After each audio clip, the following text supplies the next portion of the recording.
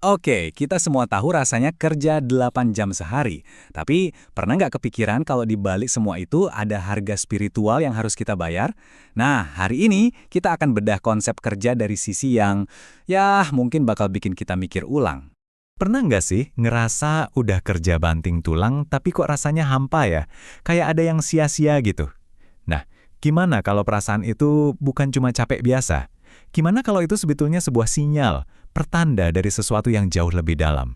Oke, kita langsung masuk ke intinya ya. Jadi, gagasan utamanya tuh gini, jangan-jangan kerja 8 jam kita setiap hari itu malah diam-diam menumpuk utang spiritual. Loh kok bisa? Jadi, dasarnya tuh begini. Coba deh pikirin, makanan yang kita makan, udara yang kita hirup, energi yang kita pakai, itu semua sebenarnya bukan punya kita. Menurut konsep ini, itu semua milik Tuhan. Kita ini statusnya cuma pinjem. Nah, disinilah masalahnya mulai muncul. Di dalam diri kita itu ada dua pemain utama. Ada yang namanya fitroh atau roh suci kita. Ini nih yang seharusnya jadi penerima manfaat dari semua pinjaman tadi. Tapi seringnya yang menang siapa? Nafsu, ego kita, keinginan duniawi kita. Dia yang pakai semua sumber daya itu buat kepuasan sesaat. Nah, saat itulah tik tik tik meteran utang spiritual kita mulai berjalan. Jadi utang spiritual itu apa? Sederhananya, itu adalah biaya yang muncul waktu kita pakai semua pinjaman dari Tuhan tadi cuma buat nurutin ego tanpa kesadaran rohani sama sekali. Dan ini penting ya, ini bukan cuma kiasan loh. Menurut sumber yang kita bahas, utang ini beneran ada, nyata, dan nanti bakal dihitung. Terus pertanyaannya, kok bisa? Kerjaan kita sehari-hari malah bikin kita ngutang. Nah, ini karena kita sering banget kejebak sama yang namanya tujuan-tujuan duniawi. Sumber ini menyebutnya jebakan 3K. Apa aja tuh? Kekuasaan, kesaktian, dan yang paling umum, kekayaan. Inilah yang sering jadi motor penggerak kerja kita, yang ujung-ujungnya cuma didasari sama nafsu belaka. Nah, analoginya ini keren banget. Kerja buat ngejar 3K itu ibarat kita ngumpulin duit dalam mata uang rupiah. Apa itu rupiah?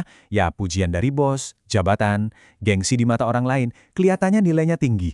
Tapi di akhirat nanti, mata uang yang berlaku itu dolar. Dan nilai tukar rupiah ke dolar ini nol besar, nggak ada harganya sama sekali. Dalam banget ya analoginya. Jadi, semua kerja keras kita, lembur sampai pagi, kalau niatnya salah, itu ibarat kita nanam padi tapi jalannya mundur. Makin kerja keras, malah makin jauh dari tujuan kita diciptakan. Capeknya dapat, tapi secara spiritual hasilnya nihil. Oke, sekarang kita masuk ke bagian yang mungkin agak bikin merinding. Jadi, apa sih konsekuensi nyata dari utang-utang spiritual ini? Nah, jawabannya ada di antrian setelah kita nggak ada lagi di dunia ini. Jadi ceritanya gini, utang yang kita kumpulin selama hidup itu bakal jadi penentu seberapa lama roh kita nyangkut di alam penantian.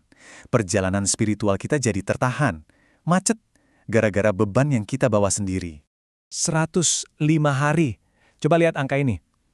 Ini apa sih? Nah, ini jujur bagian yang paling bikin saya kaget waktu baca materinya.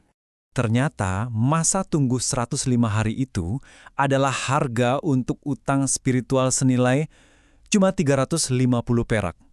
Dan ini hitungan tahun 1989 loh. Gila ya, konsep yang tadinya abstrak tiba-tiba jadi bisa dihitung dan terus terang serem banget. Nah, ini dia poin krusialnya. Coba kita renungin bareng-bareng deh. Kalau utang sekecil 350 perak aja, hukumannya 105 hari, terus gimana dengan utang kita selama puluhan tahun kerja yang mungkin niatnya cuma buat duniawi, bisa berapa ribu tahun kita ngantri? Oke, cukup ya serem-seremnya. Jangan panik dulu. Setelah kita tahu masalahnya, sekarang kita bahas solusinya. Dan solusinya ini bukan resign atau berhenti kerja kok, tapi tentang mengubah cara pandang kita soal kerja. Jadi, ada pergeseran paradigma yang fundamental banget.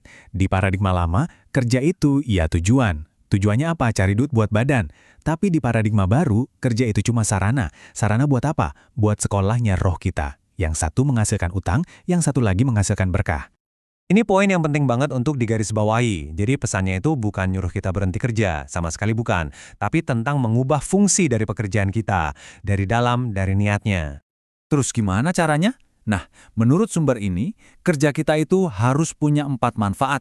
Buat diri sendiri, buat orang lain, buat kehidupan jasmani kita, dan juga buat kehidupan rohani kita. Dan semua itu harus dilandasi sama 3 hal, sadar, tabah, dan sabar.